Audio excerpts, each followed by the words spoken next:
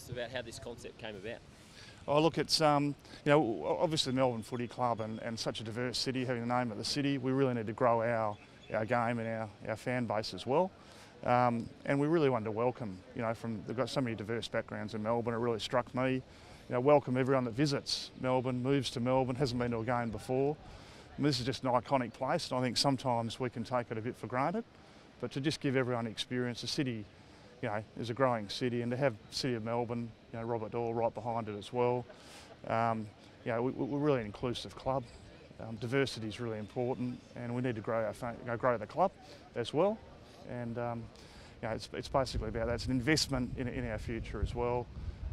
It's opening the doors to to everyone, no matter where you come from, where you're born, who you love, what your preference is. It doesn't matter. Everyone's welcome at the MCG, and it's a big game on Sunday. Obviously, Melbourne and the Saints, and everyone's welcome. I spoke a few years ago about making Melbourne like the Yankees of baseball. Does it sort of fall into this a bit? Oh, it's probably a little bit like that, in the sense of we've got, we're privileged to hold the name of this great city, and people who come to Melbourne, we want them to come to the MCG, come and visit the museum, come and see a game, experience it, and so certainly, we go to New York, people want to go watch the Yankees play, want to go and visit it, experience it.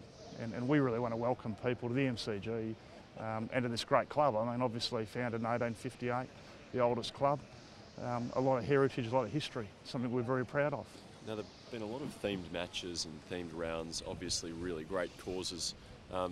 Just why are they so necessary, these sort of occasions? Oh, look, I think AFL is just such a great connector, and we're in a privileged position. Across clubs in the AFL, we do so much work in the community, and so it's really about putting something back into the community. We're in a privileged position to make a difference, and this, as was mentioned, there's some history to this, and it's about really including people, giving everyone the opportunity. When I first moved to Melbourne, I picked Melbourne as my team in 2010. I couldn't believe the facilities, how easy it was to walk up to a game and experience AFL, and it's just an exciting thing to be part of. But we've got a duty and a responsibility as a club and a code to put things back into the community and get right behind the right causes.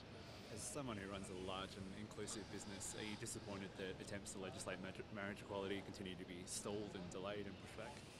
Oh, look, it's really a matter for Parliament. I mean, personally, I think in terms of inclusiveness, it's a no-brainer, and we need to get on with it. But it's really for governments and Parliament to make that decision. But I personally think we just need to get on with it and get with the times. The club's been through a fair bit on the field this year. Would it be really disappointing if you don't make the finals? Look, there's been some challenges this year. I think for our fans, all of our fans would see it's been a really exciting year. There's been terrific development in our boys, in our squad. Our women's team's just been fantastic. The development, how exciting that was. So it's been a really exciting year.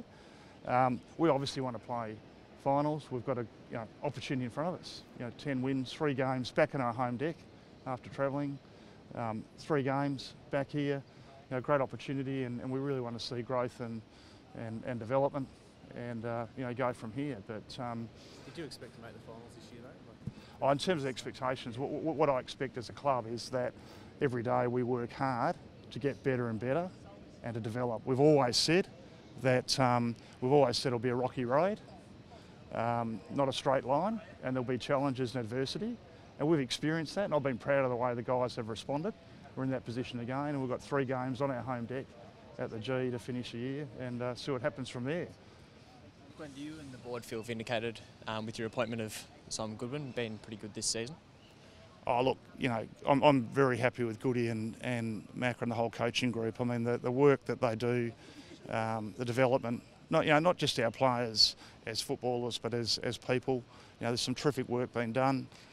Unfortunately, the last thing you see is the scoreboard in terms of that work. This work's been going on for some time.